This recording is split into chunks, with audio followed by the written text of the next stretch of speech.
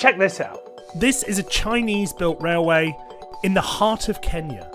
Yep, you heard that right. The SGR from Nairobi to Mombasa was built by Chinese developers and paid for by Kenya mostly through Chinese loans to the tune of $3.6 billion. The idea was to create a cheaper and faster connection between the two cities through a railway that Kenya hoped would essentially pay for itself.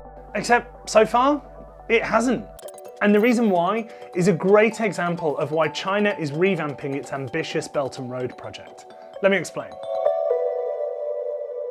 So WSJ recently published this great story on how after loaning out around $1 trillion in almost 150 countries, Chinese policymakers are now reassessing Belt and Road projects by more rigorously evaluating new projects for financing. And Kenya's SGR is just a great example of why they're doing that. See, back in 2008, Kenya launched its Vision 2030 Economic Revitalisation Plan, part of which was a plan to build a new standard gauge railway, or SGR, from the port of Mombasa to the landlocked neighbouring countries of Uganda and Rwanda. Around the same time, China wanted to invest in foreign countries' infrastructure to create new markets for Chinese goods. Fast forward to around 2014, and China's state-owned China Road and Bridge Corporation won a contract from Kenya without any competitive bidding to build phase 1 of the project, a 300-mile stretch from Mombasa to Nairobi. Upon completion of the standard gauge railway line, transport costs in the region are expected to reduce by more than 60%. China is ready to share her experiences. To pay China Road and Bridge Corporation, or CRBC, Kenya took out a $3.6 billion loan from China's Exim Bank. The idea was that revenue from the new SGR line would be used to pay back the loan. And to try and make sure it was profitable, Kenya's Port Authority made a commitment to guarantee that a certain amount of cargo would travel along the line. Remember this point, we'll be coming back to it later. Work started around 2014, Chinese concrete and steel was imported into Kenya, and then in 2017, 18 months ahead of schedule, and just in time for Kenya's elections, the railway was finished. But here's the thing, since it opened, Kenya's SGR has struggled to be profitable. By 2020, it had lost some $200 million. Not ideal for a railway that's supposed to be paying for itself. So what happened? Well, I've been wading through these documents to try and find out. To start with, Kenya's government officials questioned whether the country received good value for money, because CRBC was awarded the contract without any other competition. What's more, in 2013, when the World Bank published a study into building the standard gauge railway in Kenya, they found there was no economic or financial case to do so. See, for the new SGR to pay for itself, it has to move a lot of cargo. Some analysts estimate over 20 million tonnes a year, and the World Bank estimated between 20 and 55 million tonnes. And it just doesn't move that much. That's partly because phase 1 of the railway development ended at Nairobi and didn't connect up with Rwanda and Uganda. But it's also because alongside the railway line runs a road, and that's how a lot of cargo is moved. So to try and get cargo off the roads and onto the train and uphold its guarantees, Kenya's Port Authority ordered that cargo headed to Nairobi or further north had to be transported there via the SGR.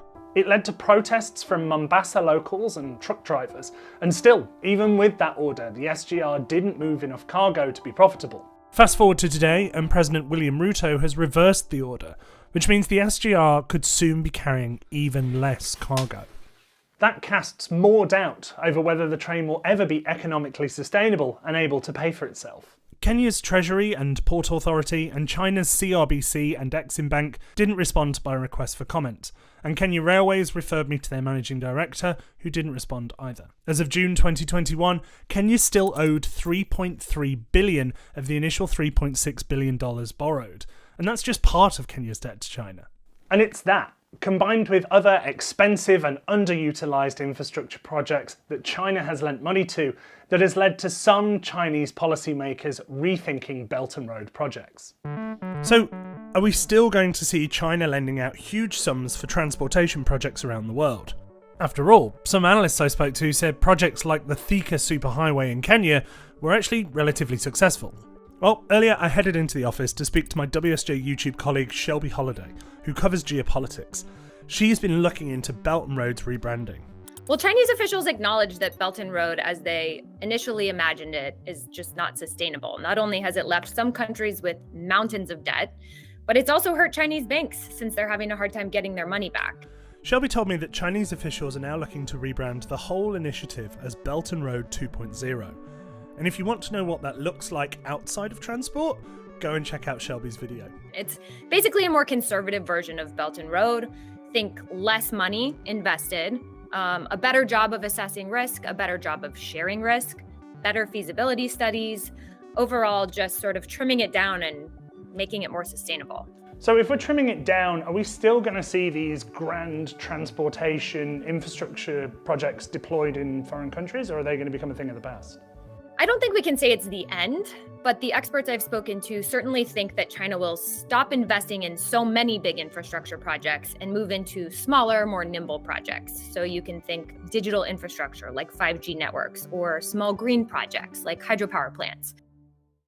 So where does this leave Kenya's plans to connect with Uganda? Well, the SGR has made it past Nairobi, but it hasn't quite made it as far as Uganda, as China is yet to give Kenya a loan for the final part.